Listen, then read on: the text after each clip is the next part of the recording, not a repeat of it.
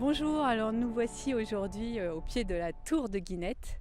lieu stratégique puisqu'en fait il se trouve sur une butte en promontoire de la ville d'Étampes et en fait c'était un lieu stratégique puisqu'il y avait un donjon et un château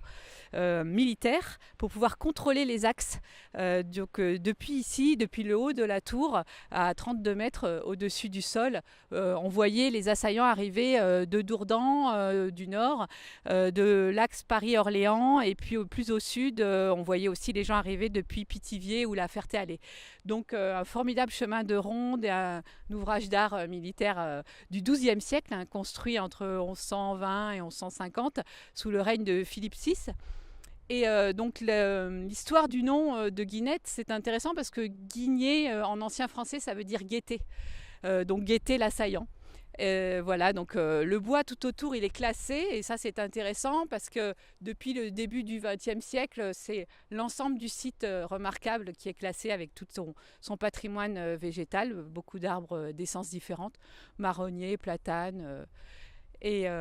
hêtres et chênes. Voilà, donc ce joli site qui nous permet aujourd'hui de mettre en valeur la science de l'art et le festival que l'on va accueillir au Théâtre Intercommunal d'Étampes le 15 décembre à 16h pour pratiquement la clôture du festival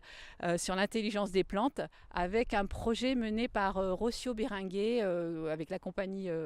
Pulso qui s'occupe à en fait travailler sur une sorte de conférence interespèces et elle va faire participer le public, des associations, des amateurs, des historiens, et faire réunir en fait son projet artistique autour d'une conférence qui mêlerait les différentes espèces, l'espèce humaine, l'espèce végétale, l'espèce animale et l'espèce aussi informatisée, robotisée. Donc on n'en sait pas plus parce que c'est une création et un gros projet qu'elle mène depuis 2 ans pour récupérer beaucoup d'informations scientifiques qu'elle mène donc avec nous, avec le collectif pour la culture en Essonne et on en verra le fruit au Théâtre Intercommunal le 15 décembre.